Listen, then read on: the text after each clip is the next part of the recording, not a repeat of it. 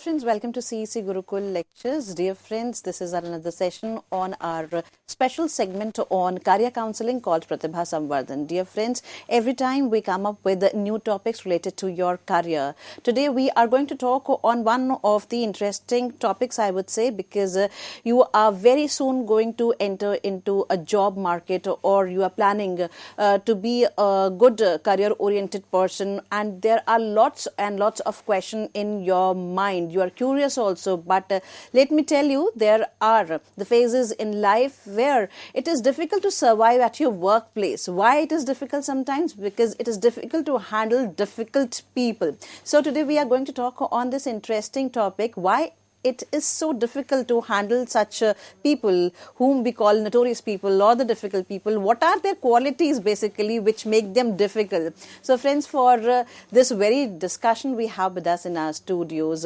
Dr. Rishi Mishra. Dr. Rishi Mishra is a psychologist, a career counselor, an academician who is always there for you through our platform. So let's welcome our guest Dr. Rishi Mishra once again. Hello sir, welcome to the lecture. So जैसे कि हम बता चुके हैं कि हमारा आज का विषय है कि किस तरह से हम भांति भांति के लोगों को एक जगह पर, जब एक जगह पर बहुत सारे लोग इकट्ठे होते हैं तो उनकी साइकोलॉजी, उनका टेम्परामेंट, उनके सोचने का तरीका, काम करने का तरीका सब कुछ अलग होता है और हर व्यक्ति एक दूसरे से अलग होता है। कुछ लोगों के लिए सबके साथ घुल मिल जाना, काम करना बहुत ज्यादा आसान होता है, लेकिन कुछ लोगों के लिए सबके साथ काम करना बहुत मुश्किल होता है और कभी कभी कुछ लोगों के साथ काम करना मुश्किल होता है। तो जैसा कि हमारा आज का टॉपिक भी है handling difficult people, so what are you going to suggest to the students who are going to enter into the job market और those people who are already working in a particular scenario? So we would like to know from you sir. Sure. So आज जो हमारा topic है handling difficult people, इसमें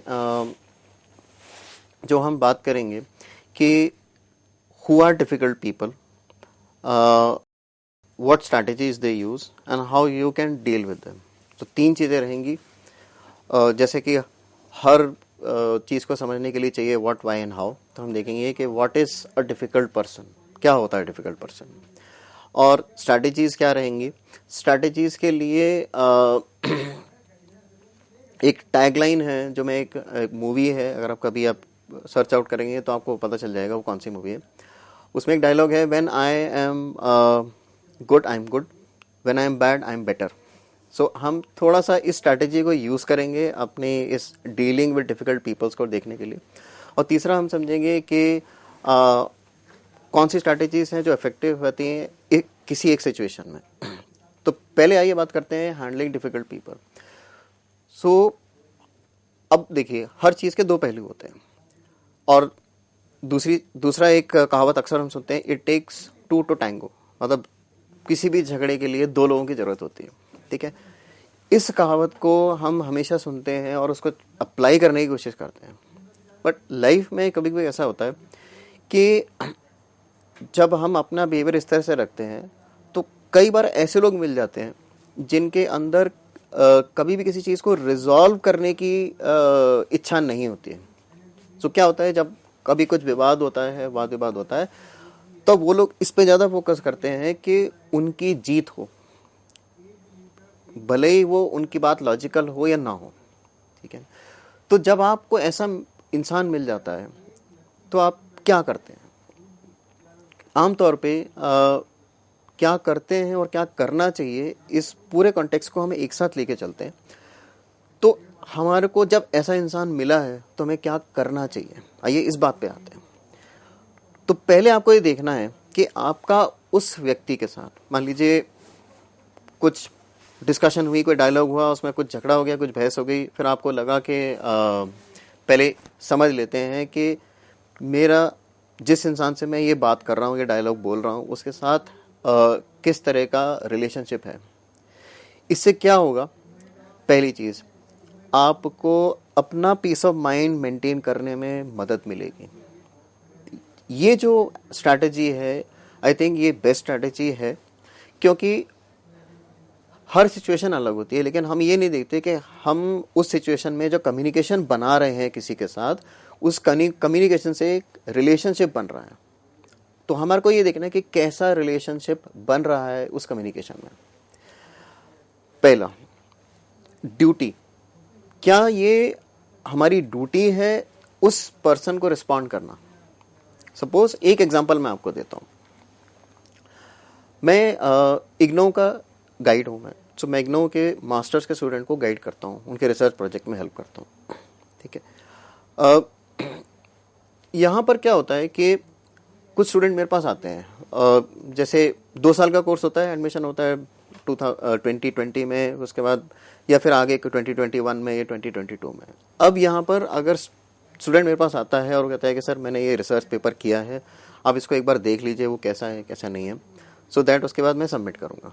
और यहाँ क्या होता है कि आपने अगर कुछ गलत पेपर सबमिट किया तो रिजेक्ट हो जाता है, सिनॉप्सिस आपकी रिजेक्ट हो जाती है, फिर आप रिसर्च पेपर आगे नहीं बना पाते, ठीक है। फिर आपको दोबारा से 6 महीने बाद फिर से जाके पूरा रिसर्च पेपर बनाना होता है मास्टर्स के अंदर।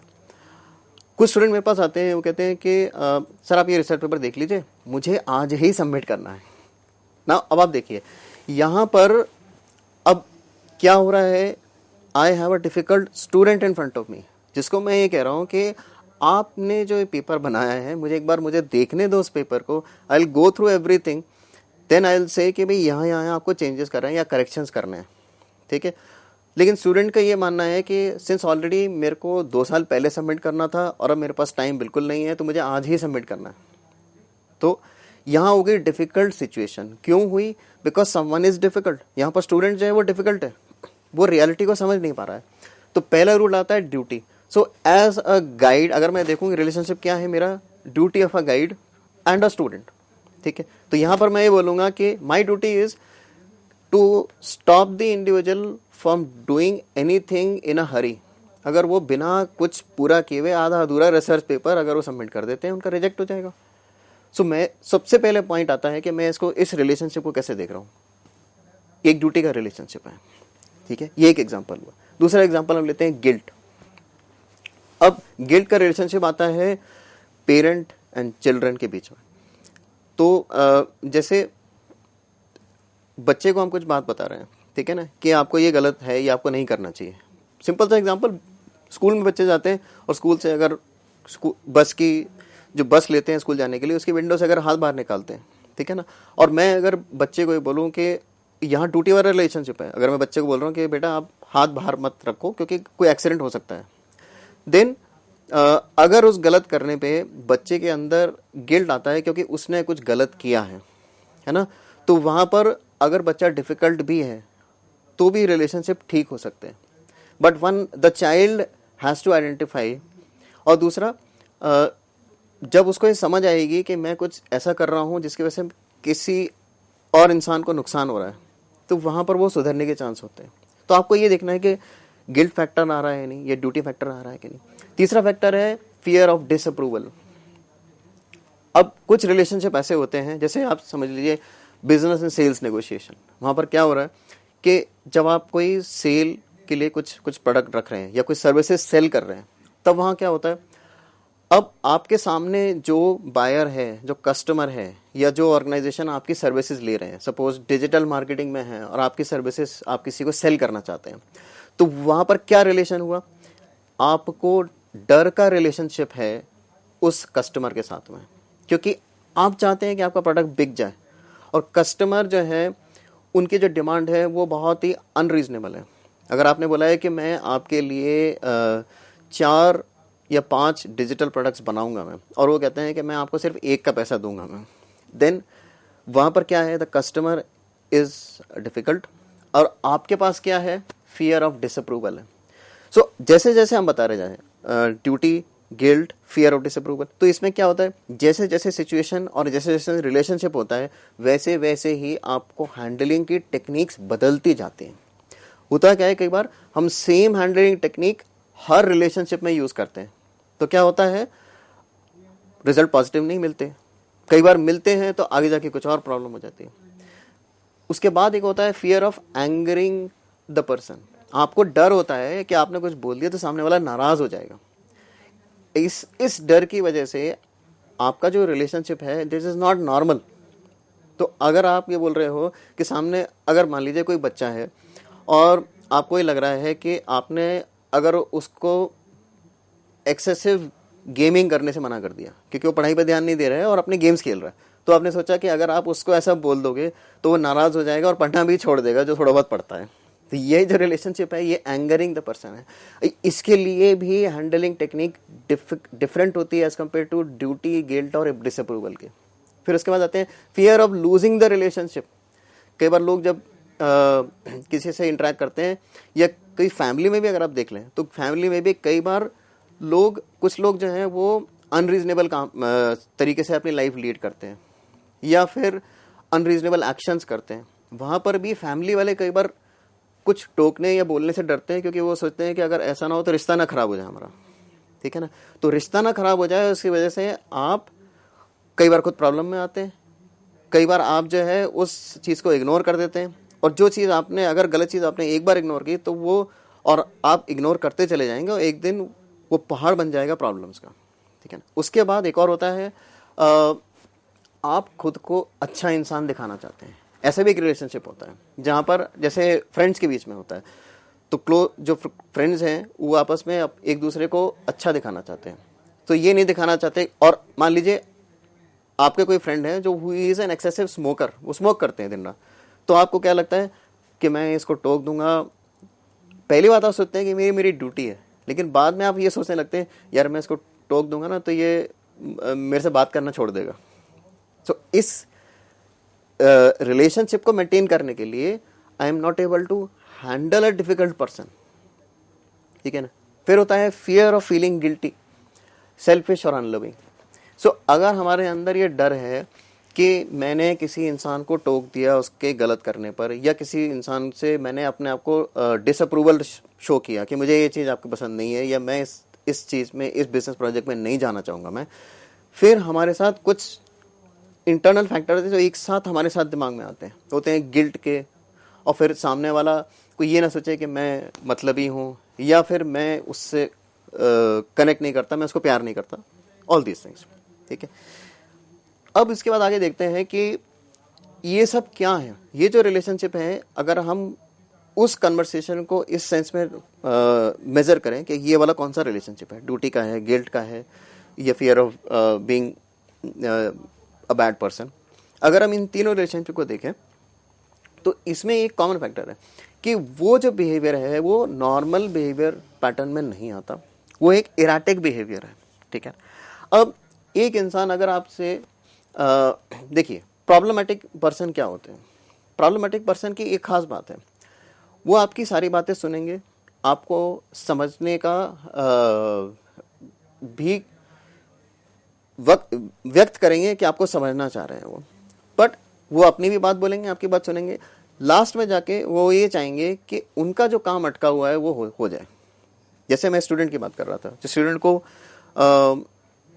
प्रोजेक्ट सबमिट करना था, सिनॉप्सिस सबमिट करना था, उससे मेरे को ये बोला कि नहीं सर आज ही आप देख लीजिए और मुझे आज ही सबमिट करना है, ठीक है। मैं उस ड्यूटी वाले रिलेशनशिप में हूँ, इसलिए मैंने बोला कि नहीं इट इज़ नॉट गुड कि आप उसको जल्दी से करें और क्योंकि आपका वो प्रपोजल रिजेक्ट हो सकता है, ठीक है ना। सो यहाँ पर क्या हो रहा है, student is choosing to stick on the demands कि नहीं मुझे आज ही करना है, मुझे ये चीज़ समझने में आ रही है, ठीक है। अब यहाँ पर क्या है, कुछ ऐसे लोग होते हैं जिनको कांस्टेंट अटेंशन चाहिए होता है। यहाँ से प्रॉब्लम शुरू होते हैं, इसको हम कहते हैं प्रॉब्लम पीपल, क्योंकि वो हर तरह का बिहेवियर आपके साथ ही रहेंगे, लेकिन उनका हर तरह का बिहेवियर इस तरह से रहेगा कि अटेंशन सीकिंग, उनको अटेंशन चाहिए और उनको जहाँ लगा कि आपने उनकी तरफ अटेंशन नहीं दी है देन उनके अंदर फ्रस्ट्रेशन बिल्टअप होने लग जाती है, वो किसी न किसी रूप में किसी और झगड़े में निकलती है, ठीक है ना। और यहाँ पर जब हम ऐसे लोगों के साथ डील करते हैं तो कभी भी हम ये नहीं कह सकते कि नहीं मुझे कोई फ़र्क नहीं पड़ा, मैं नॉर्मल ही हूँ। कहीं ना कहीं आपको कुछ बातें अंदर से चुभ जाती हैं, कहीं ना कहीं आप अंदर से फ्रस्ट्रेट होने लग जाते हैं, कहीं ना कहीं आपकी अंदर से एंग्जाइटी बढ़ने लग जाती है। देखिए एंग्जाइटी जिसकी हम कॉमन तौर पे बात करते हैं, वो एंग्जाइटी अगर हम डिटेल में देखें वो एंग्जाइटी क्या है।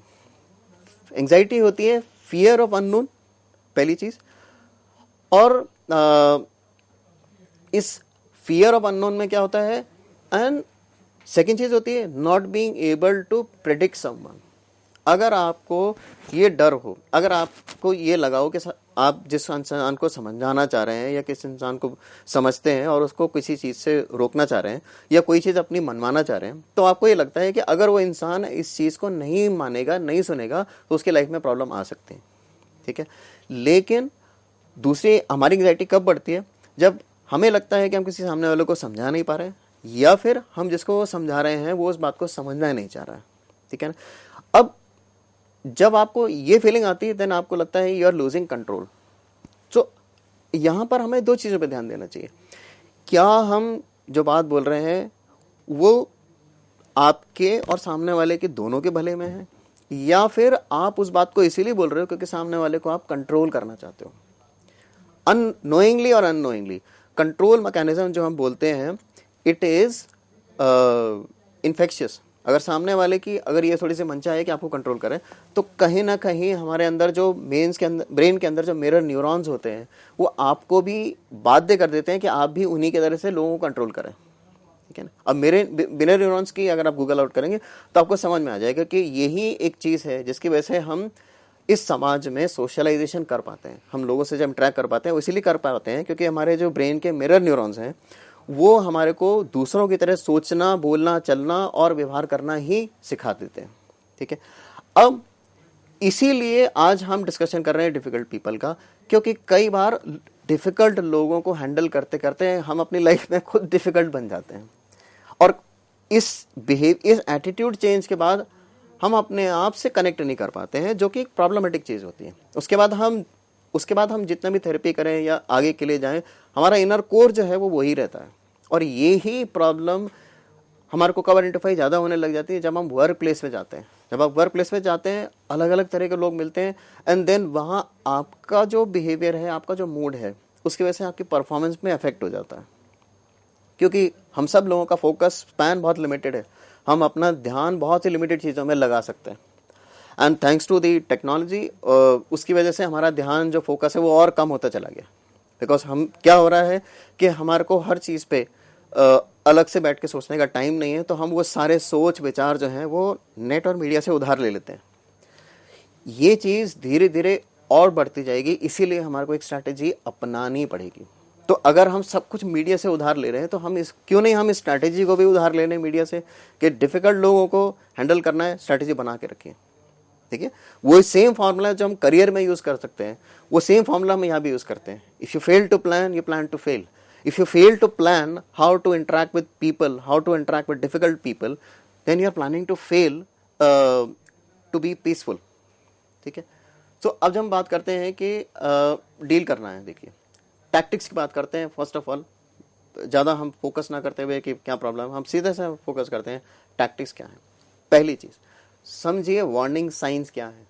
वो कौन से चिन्ह हैं जो बता रहे हैं कि ये इंसान डिफिकल्ट है, इसके साथ हैंडल करना थोड़ा अलग पड़ेगा, इसको अलग तरीके से हैंडल करना है। देखिए पहली चीज़, डिफिकल्ट लोग कौन होते हैं? पहला, फोकस ऑन देमसेल्फ। वो सिर्फ अपने आप पे फोकस करेंगे। जब भी आप देखेंगे कि मैं एक छोटा सा उदाहरण बताता हूँ। कुछ 15-20 साल पहले मैं मेट्रो पे जाने के लिए मैंने रिक्शा लिया, तो मेरे साथ एक अंकल बैठे थे, ठीक है ना। तो वो कह रहे थे कि उधर जा रहे हो, अब हमारे घर से चले थे, तो वो कह रहे थे कि आप मेट्रो जा रहे हो, तो मैं भी साथ चलूँगा। मैंने कहा चलिए, कोई दिक्कत नहीं। मैं बैठा रिक्शे पे, वो आगे बैठे, ठीक है, मतलब रिक्शा वाला आगे बैठा और हम दोनों पीछे बैठ गए। थोड़ी देर में बारिश होने लग गई। अब मैं एक मॉरल डायलेमा में पड़ गया। मैंने सोचा अगर मैं छाता निकालता हूँ और खुद अपने पर लगाता हूँ तो वो बेचारे रिक्शे वाले को बड़ा अजीब सा लगेगा। थोड़ा बहुत तो फील हो गई कि देखिए मैं बारिश में भीग रहा हूँ, और मुझे ऐसा लगा अगर थोड़ी हल्की बारिश है तो मैं ऐसे भी जा सकता हूँ। तो एक मॉरल डायलेमा आ गया मेरे दिमाग में। जो हमारे साथ में बैठे हुए थे उन्होंने बोला अच्छा छाता है? मैंने कहा हाँ हाँ है। तो उन्होंने कहा चलो निकालो छाता, और छाता निकाला और अपने आप को ऐसे भी ढक लिया उन्होंने, ताकि बारिश उनके ऊपर ना पड़े, ठीक है ना। अब ये जो चीज़ है, ये मुझे ऐसा लगा कि इनका ध्यान सिर्फ अपने पे फोकस है। ये नहीं कह रहा हूँ कि वो गलत या सही थे, बस एक इंडिकेशन मिला कि इनकी लाइफ थोड़ी सी डिफिकल्ट इसलिए है क्योंकि ये सिर्फ अपने आप पे फोकस करते हैं, ठीक है ना। शायद ये मेरा सुपरफिशियल ऑब्जर्वेशन था। अगर मैं डीपर जाता तो भी मैं देखता, और अगर मैं डीपर जाऊँ तो उनकी लाइफ में ऐसा ही था। उनकी लाइफ में प्रॉब्लम क्यों थी? क्योंकि वो हर प्रॉब्लम से वो भाग जाते थे, ठीक है ना। क्योंकि वो उनको सिर्फ फोकस था कि प्रॉब्लम आए तो मैं बच जाऊं।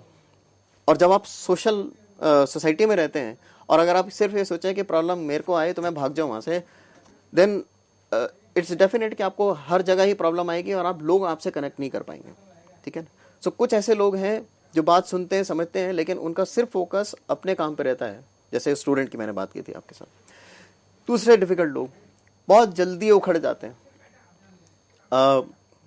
थोड़ा सा कन्वर्सेशन में वो किसी न किसी बात पे बुरा मान जाएंगे, ठीक है ना, और काफी जल्दी जल्दी बुरा मानते हैं। जैसे आपने कुछ बोला, आपने उन पर कुछ, अगर उनके विचार ऐसे हैं, मान लीजिए नेगेटिविटी से हम सब लोग कहीं ना कभी गुजरते हैं, लेकिन कुछ लोग ऐसे हैं जो नेगेटिविटी से गुजरने के बाद डीपली नेगेटिव हो जाते हैं, है ना। तो क्या है, अगर कोई आपने किसी को कमेंट दिया कि आप बड़े अच्छे लग रहे हो, है ना, तो उनका रिस्पॉन्स कभी अटपटा रहता है, तो वो कहते हैं हाँ तो मैं रोज ही लगता हूँ, उसमें क्या हो गया ठीक है।